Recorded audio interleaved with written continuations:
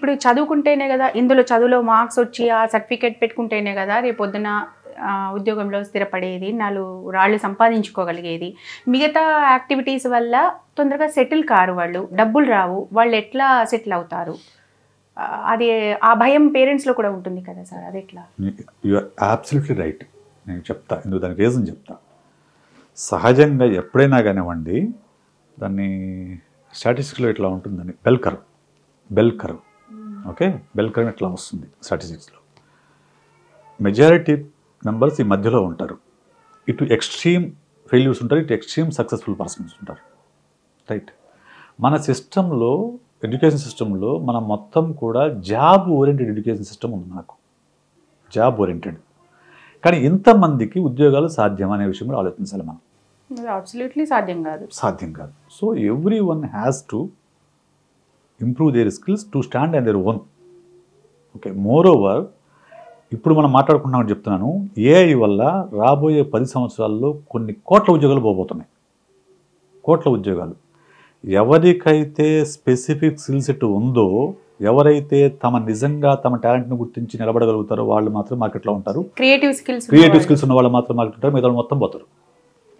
Routine jobs పోతాయి మొత్తం, clerical jobs, factory jobs ఇవేమి ఉండవు.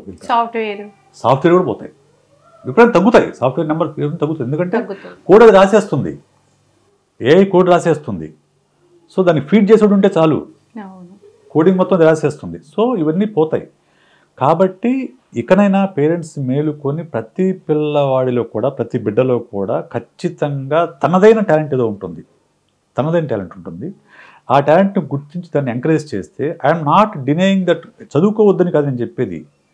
చదువుకున్నప్పుడు చదువుతోనే మొత్తం ఉద్యోగాలు వస్తుందని కాకుండా, చదువుకుంటూనే తన టాలెంట్ తను ఎంకరేజ్ చేస్తే మామూలు రెగ్యులర్ 10th క్లాస్ మామూలు పాస్ అవుతారు, ఈ టాలెంట్లో సక్సెస్ అయ్యే అవకాశాలు పెరుగుతాయి.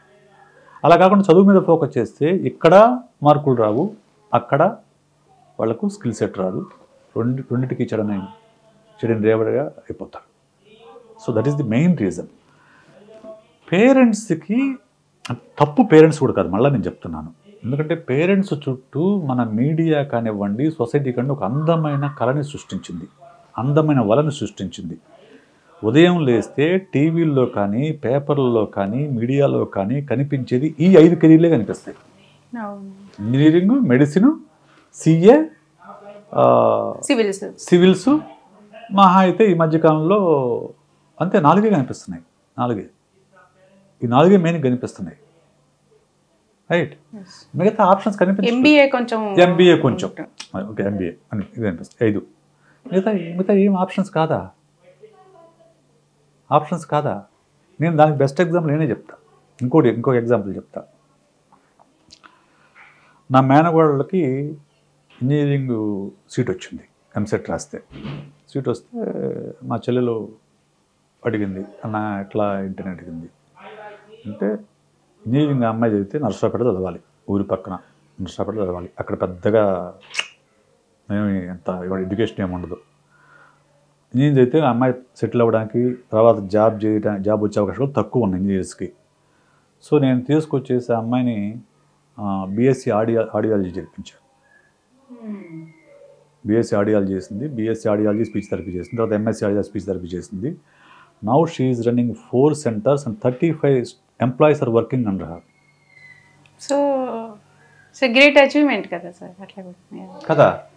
కానీ ఆ రోజు అదే అమ్మాయిని ఇంజనీరింగ్ పంపించుంటే ఎక్కడో జాబ్ వచ్చి ఏదో జాబ్ చేస్తుంటే ఒక 50,000 లక్ష రూపాయలు సంపాదించుకుంటూ ఉండేది. But now she paying lakhs of salaries to her employees. Entrepreneur అవ్వగలిగింది. There are so many opportunities around us. మన దగ్గర చాలా అవకాశాలు ఉన్నాయి, కానీ దాన్ని ఎక్స్ప్లోర్ చేసేవాళ్ళు లేరు. ఇది పేరెంట్స్కి అవగాహన లేదు. బేసిక్గా పేరెంట్స్కి అవగాహన లేదు. రొటీన్ ప్రవాహంలో పడి కొట్టుకుపోతూ ఉంటారు, దానివల్ల ఒత్తిడి పెంచుతూ ఉంటారు. మెయిన్ నేను గమనించింది corporate culture, corporate education system.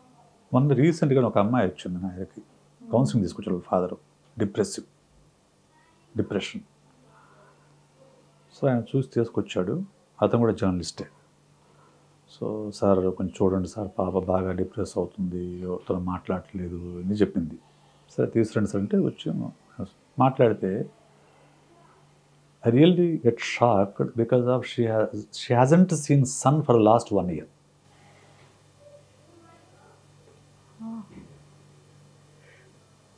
సూర్యుడిని చూసి సంవత్సరం అవుతుంట అమ్మాయి. అదే కదా. డిప్రెషన్ రాక ఇంకేం వస్తుంది? ఎందుకలాగా అంటే చదువుతూ కూర్చుందేమో ఇంకా. కాదు, క్లాస్ రూమ్లో బంద్ అయ్యాము. హాస్టల్ పక్కనే కాలేజీ. హాస్టల్లోకి సన్ రేస్ పడవు, కాలేజీలోకి సన్ రేస్ పడవు. దానికి దీనికి మధ్య ఒక గేట్ ఉంటుందంట అంతే.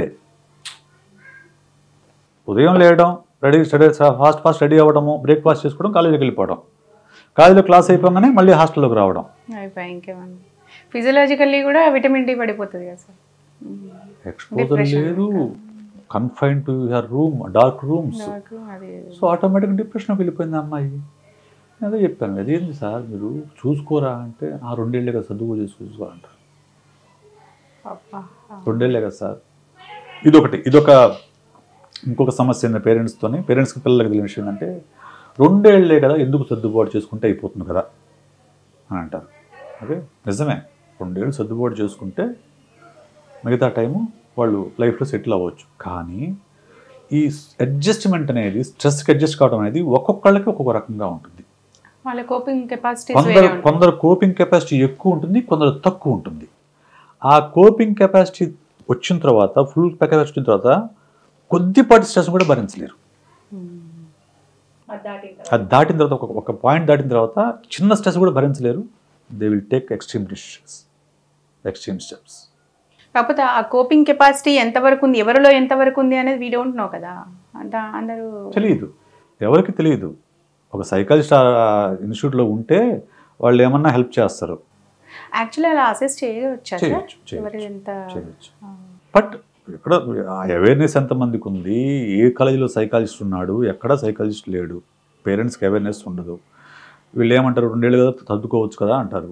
కానీ పిల్లలు భరిస్తారు, ఎక్కడో చోట వాళ్ళ బ్రేక్ పాయింట్లో